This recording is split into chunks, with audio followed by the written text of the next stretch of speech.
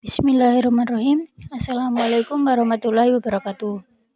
Kami dari kelompok 5 yang beranggotakan Nur Aryani Pratama Putri, Rahmat Indah Hermawan, Ria Agustina, Rizky Agus Kudori, dan Rosi Oktaviana Triwulandari akan mempresentasikan makalah kami statistik dasar dengan tema Independent Simple Test. Apa dan kapan Independent Simple Test digunakan?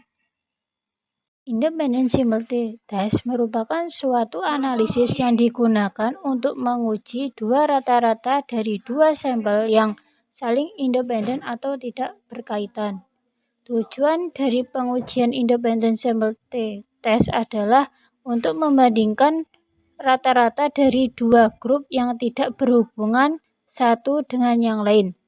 Pertanyaan yang coba dijawab adalah apakah kedua grup tersebut memiliki rata-rata yang sama ataukah tidak secara signifikan. Dalam perhitungan manual, Independent Simple Test menggunakan rumus di bawah ini. Berdasarkan rumus tersebut, dapat diketahui ada 3 jenis nilai yang harus terlebih dahulu dipersiapkan, yaitu yang pertama, XI adalah rata-rata skor atau nilai kelompok I. Yang kedua, NI adalah jumlah responden kelompok I. Yang ketiga yaitu SI kuadrat adalah varians skor kelompok I. Contoh kasus. Sebagai contoh, kita asumsikan peneliti mempunyai dua kelompok sampel yang masing-masing terdiri dari 10 responden sebagai berikut. Eksperimen nomor 1 76 dengan kontrol 87. Nomor 2 dengan eksperimen 59 dengan kontrol 67 dan seterusnya sampai akhir. Langkah pertama, cari nilai rata-rata dari setiap kelompok sampel. Jika dengan cara manual bisa dengan menggunakan cara jumlah skor kelompok I atau jumlah responden. Dan jika berbantuan software Microsoft Excel bisa menggunakan rumus average. Berdasarkan langkah tersebut diperoleh A. Skor rata-rata kelompok eksperimen sama dengan 69,2000.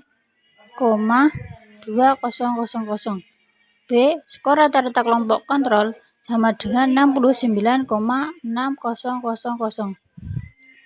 2. Selanjutnya, cari nilai standar variance atau simpangan baku.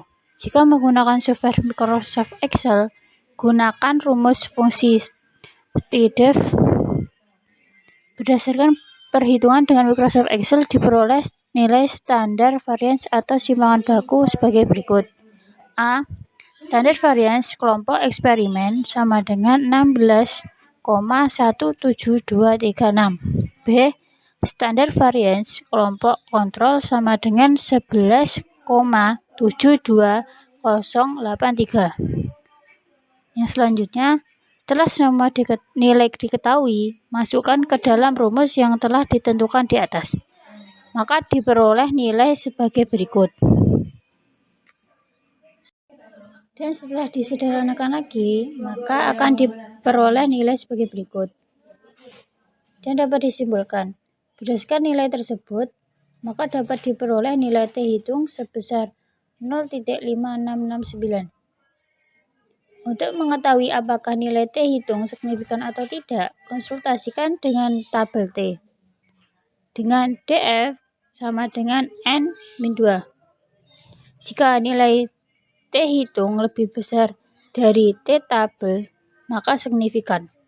Dan sebaliknya, jika nilai T hitung lebih kecil dari tabel, maka tidak signifikan. Dapat dilihat di samping adalah tabel distribusi nilai T tabel.